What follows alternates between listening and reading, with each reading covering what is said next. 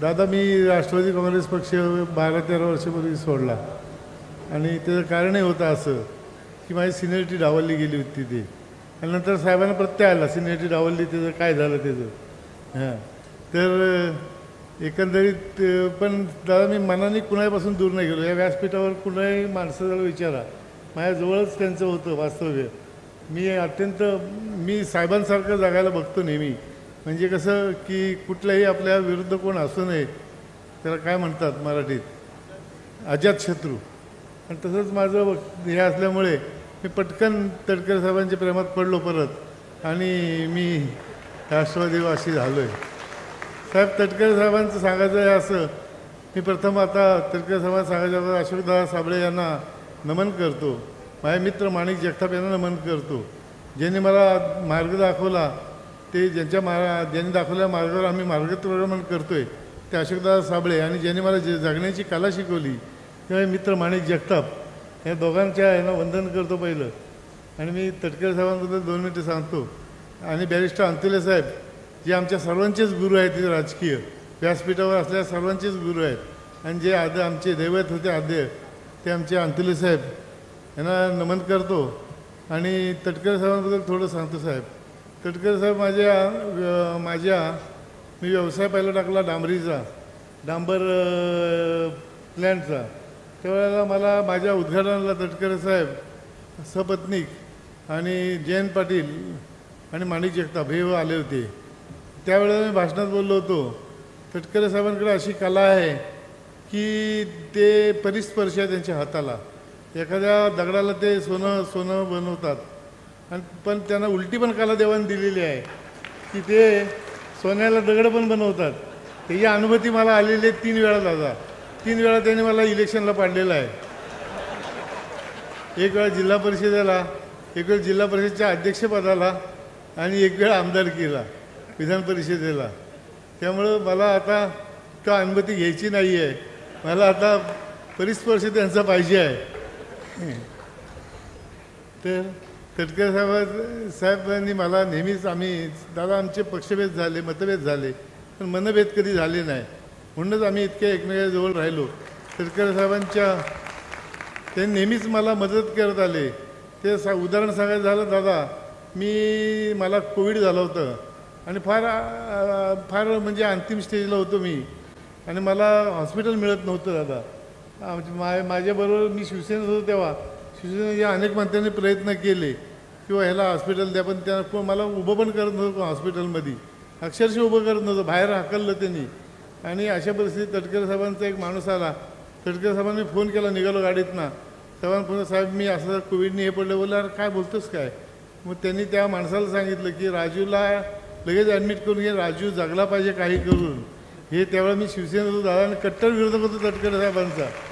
हे लक्षात घ्या की तरीसुद्धा तटकरे साहेबांनी एवढं आमचं प्रेम आमचं जे आंतरीचे धागे होते हे जुळलेले होते. त्यामुळे मी जिवंत आज आहे तर त्यांच्यामुळे आहे हे मी प्रामाणिकपणे सर्वांसमोर सांगू इच्छितो. तर तटकरे साहेबांनी नेहमीच मला मदत केली साहेब दादा की त्यांनी मला ती शाळेची आमची जागा होती ती 12 वर्ष आमचं काम चाललं. कॉलेजला आपण जिथं उद्घाटन केलं ते आपले पवारसाहेब असताना अर्ज दिला आणि 12 वर्षांनी म्हणजे सरकारी काम 12 महिन्यात 12 वर्ष थांब तसं झालं. नारायण राणे साहेब असताना तटकरे साहेबांनी ती आम्हाला जागा मिळवून दिली. त्यामुळे आम्ही त्या ठिकाणी एका कॅम्पसमध्ये 7 कॉलेज आम्ही चालवत झालं तिथं. आणि आता आमची कपॅसिटी संपलेली आहे आता. कारण की आता आपल्याला नवीन नियम आलेले आहेत. नवीन सगळे हे आहेत की प्रत्येक शाळेला तुम्हाला 1.5 एकर जागा लागते प्रत्येक नवीन युनिटला. आणि आमच्या डोक्यात बरेच काय इथं करायचं आहे. आमच्या डोक्यात इथं फिजिओथेरपीचं कॉलेज काढायचं आहे. आमच्या डोक्यात BHMS BAMS आम्ही कारण की आम्ही मेडिकल MBBS काही काढू शकत नाही एवढी आमची ऐपत नाही आहे अवकात पण नाही आहे. पण आम्ही BHMS BAMS हे कॉलेज काढायचे आहेत आम्हाला. आणि आम्हाला सर्वात माझं शेवटचं आणि अंतिम माझं ध्येय आहे की मला इथं माणगावमध्ये एक मल्टीस्पेशलिस्ट हॉस्पिटल काढायचं आहे. आम्हाला सर दादा इथं अटॅक आला की इंजेक्शन देतात आणि डॉक्टर पाठवतात आम्हाला मुंबईला.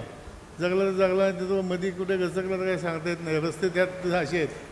हां तर आम्हाला मारायचं इथंच आहे म्हणून आम्हाला इथंच हॉस्पिटल चांगलं काढायचं आहे. आमची इच्छा ती आहे अंतिम इच्छा आहे ती माझी. काय माझं वय वर्ष 60 झालं दादा आता. 60त आता पुढं काय माझं आता फार काय माझं काय कार्य करण्याचं हे राहिलेलं वेळ नाही आहे, उमेद राहिलेली नाही आहे. तरी माझं ती शेवटची एक इच्छा आहे, त्यासाठी आपण आशीर्वाद द्यावे आणि सहकार्य करावं. तटकरे साहेब आहेतच. तटकरे साहेब असल्यानंतर काय आम्हाला कमी पडेल असं वाटत नाही आहे. आपण मगाशी सांगितलं 3,500 कोटीचा निधी जर एका स्मारकाला देऊ शकतात, तर आम्हाला काय 5-50 कोटीचा निधी काय आम्हाला हॉस्पिटलसाठी द्यायला काय त्यांना काही जड नाही आहे. तिसरी गोष्ट दादा, मी आज आपल्या पक्षामध्ये प्रवेश करतो. त्यामध्ये प्रवेश करण्याचं कारणही लोकांना कळलं पाहिजे. कारण की लोक बोलतील आता शिवसेनेत होता, अचानकपणे तू आजच्या इकडं काय याला शिवसेनेत मोठं पद दिलं होतं, मला प्रवक्ता पद दिलं होतं. जे 11-14 प्रवक्ते त्यातला मी एक होतो. राष्ट्रीय कार्यकारिणी त्यांचा सदस्य होतो दादा. पण मला ते कामच दिलं गेलं नाही. नुसता म्हणजे पद दिलं पण काम दिलं नाही. ही सर्वात मोठी माझी तक्रार आहे. माझ्या मनात माझ्या ताकद आहे, ऊर्जा आहे, माझ्याकडं सगळं आहे, पण मला कामच दिलं गेलं नाही. दुसरी गोष्ट आता मी 20 वर्ष जिल्हा परिषदेमध्ये सदस्य होतो. तटकरे साहेबांनी मी एका वेळा आम्ही 92ला निवडून आलो, सोबत निवडून आलो आणि त्यानंतर 20 वर्ष सलग मी त्याच वर्गात राहिलो. ठीक आहे, माझी काही हरकत नाही त्या गोष्टीला. अभ्यास पक्का झाला माझा. आता प्रशासनावर अनुभव झालेला आहे मला. तर आणि त्यानंतर मी दादा आमचे आमदार होते 10 वर्ष, आपल्या सोबतीनं होते. म्हणजे राजकीय मला थोडासा पार्श्वभूमी आहे. असं असतानासुद्धा मला आवश्यक ते पद नाकारलं गेलं जिल्हा परिषद त्या शिवसेनेमध्ये आणि मला भेट पण घालून दिली नाही. आमचे नेते होते शिंदेसाहेब, त्यांच्याबद्दल मला काही तक्रार करायची नाही आहे. त्यांनी मला नेहमी प्रेमच दिलं, त्यांच्याबद्दल कुठलीच तक्रार नाही. परंतु त्यांच्याबरोबर पोचूनच दिलं नाही आणि जाणीवपूर्वक पोचून दिलं नाही, म्हणून तर मी हा पक्ष त्याग केला आहे. आणि आता मी तटकरे साहेबांच्या नेतृत्वाखाली आपण आम्हाला सर्वांनी मान्य करून घ्या ही माहिती आपल्याला विनंती करतो. आपण सर्वांनी मला सामावून घ्या. मी काय म्हणतात सुबका लावटा श्याम काया, तो आलो आहे मी आता परत. तर आणि दादा तुम्हाला मी खात्री देतो, आता मी आलो ना परत 4ही जागा जिल्हा परिषदेच्या माणगाव तालुक्यातल्या ह्या आम्ही जिंकणार म्हणजे जिंकणारच. आणि पंचायत समितीसुद्धा जी आम्ही घालवली ती मागच्या वेळेला, आणि 4ही जागा आमच्या नव्हत्या इथे, 4ही जागा आम्ही जिंकणार हे तुम्हाला गॅरंटी देतो. नाही जिंकल्या तर तुम्हाला तोंड दाखवणार नाही अगदी.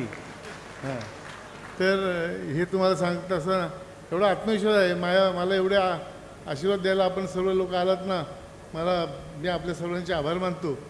दादा आमची नगरपालिका आम्ही इथे निवडून आणली तेव्हा आम्ही संघर्ष केला आणि आमचं थोडंसं डायलॉगमध्ये थोडंसं आमचं हे झालं. उदय सामंतांनी आमचे डायलॉग होऊन दिले नाहीत म्हणून आमची निवडणूक लागली नाही. तर त्याच वेळेला ही युती होत होती. दादा तटकरे साहेबांनी दिलेला प्रस्ताव मी मान्य केला होता, पण त्यांच्यापर्यंत माझा निरोप पोचला नाही म्हणून ती निवडणूक झाली. निवडणूक झाल्यामुळं जर काय आलं अंतर पडले मनामध्ये आणि ते गोंधळ झाला जरा. परंतु आता तो गोंधळ दूर झालेला आहे आणि आता एकतर्फी जरा इथं सगळे एकच फक्त आमचा सदस्य आमच्या बाहेर आहे आणि बाकी 17पैकी 16 सदस्य आता आपले झालेले आहेत. प्रश्न आहे आणि आता राहिलेला फक्त आता तिथला विकास आहे आमचा, तो फक्त तुम्ही आता 2-4 प्रश्न मी मांडतो. आमचं STP प्लॅनचं दादा हे प्रकरण अगदी ते म्हणजे तुमच्या सबसिडीसारखं आलं, मंजूर होणार झालं आणि ते वरनं त्या सापाच्या तोंडात गेलं ते परत खाली आलं काय. तर ते आमचं STPचं 99 कोटीचं हे अंत मंजुरीच्या अंतरावर म्हणजे काही कागद कुठलाही देणं बाकी नाही दादा. कमी मिटिंगमध्ये झालं सगळं झालेलं आहे. लोक म्हणतात तुम्ही पक्ष बदलल्यावर तुमचं काम होणार नाही, पण आम्हाला खात्री आहे तटकरे साहेबांना तुमच्यावर विश्वास आहे 100% तुम्ही आता त्याचा काहीतरी मला निकाल द्याल लवकरात लवकर STP प्लॅनचा. कारण की आमच्या इथं आत्ता नवीन विकास आराखडा आम्ही मंजूर करून घेतलेला आहे. नवीन विकास आराखडा मंजूर घेतला आहे आणि त्यानंतर जे रस्ते करायचे आहेत ते STP प्लॅन झाल्यानंतरच होऊ शकतात. त्या पुन्हा रस्ते केल्यानंतर पुन्हा तो उकडायचं ते चुकीचं ठरेल. STP प्लॅनचे आमचं 99 कोटीचं पार्टली गेलेलं आहे. एकूण 140 कोटीचा आमचा एकूण तो प्रस्ताव आहे. तर ते आपण जरा लक्ष देऊन आपण करून घ्यावं. दुसरं आमचं महत्त्वाचं काम म्हणजे माणगाव शहराचं आमचं आराध्य दैवत वाकडाई मंदिर या रस्ता दादा बरेच वर्ष दुर्लक्षित झालेलं आहे. आमच्याकडनं दुर्लक्षित झालं. आम्ही त्याचं प्रायश्चित्त घ्यायचं इच्छा आहे मला. म्हणून मला ते दादा आम्हाला ते कुठल्याही परिस्थितीत आपण ते 1 कोटी रुपये लागतील. 1.5 किलोमीटर रस्ता आहे, थोडंसं वाइंडिंग करायचं आहे. आमच्या सर्वांचं आराध्य दैवत आहे, गावाचं आराध्य दैवत आहे आणि गावातल्या प्रत्येक लोकांची श्रद्धा आहे त्या ठिकाणी. आपण ते एक मंजूर करावं अशी विनंती करतो. दुसरी गोष्ट आता आपण आपल्या हाताने एक भूमिपूजन केलं होतं माणगावला नाट्यगृहाचं. ग्रामपंचायत असताना आपण भूमिपूजन केलं होतं. ग्रामपंचायत असताना नाट्यगृह होत नाही कुठे मंजूर, आपण केलं ते मंजूर आणि ते काम माझ्या कंपनीने केलेलं आहे आता. परंतु ते काम आता फक्त ठोकळा झालेला आहे. 18 कोटी रुपये त्यासाठी पाहिजे आहेत ते नाट्यगृह पूर्ण करण्यासाठी.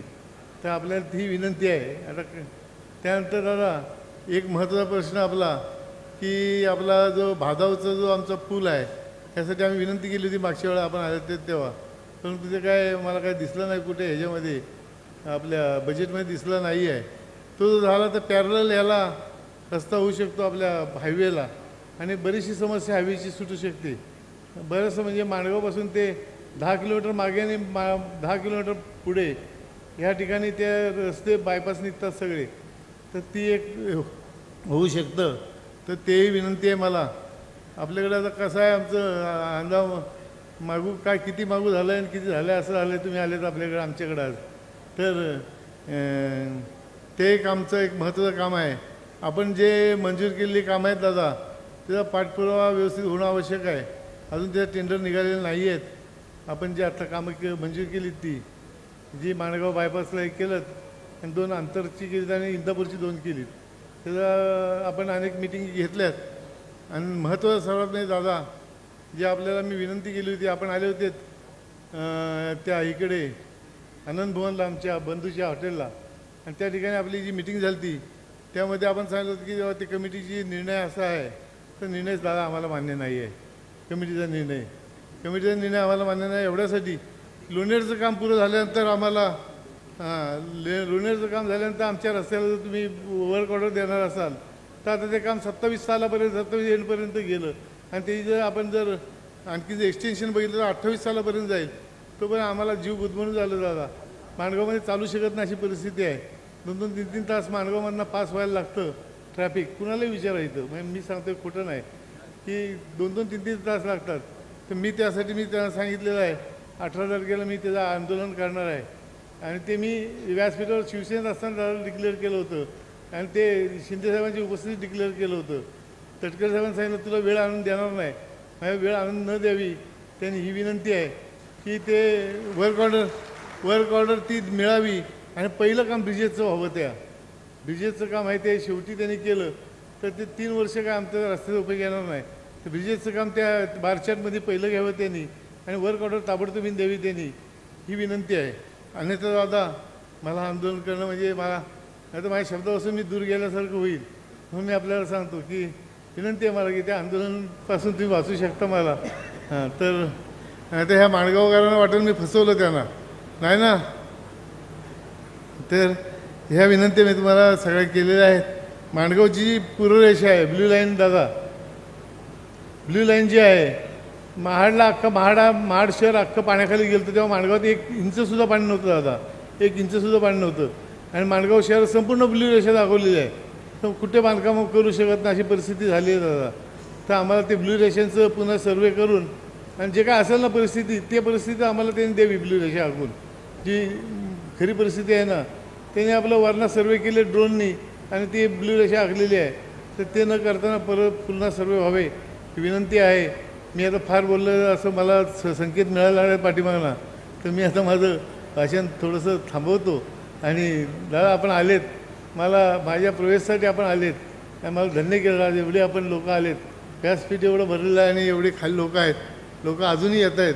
मला आशीर्वाद दिला पण मी पुन्हा एकदा तुम्हाला नमस्कार करतो आणि मला सामावून घ्या तुमच्या पक्षात एवढी विनंती करतो. धन्यवाद. जय हिंद जय महाराष्ट्र. दादा मला काम द्या काहीतरी असं मी विनंती करतो.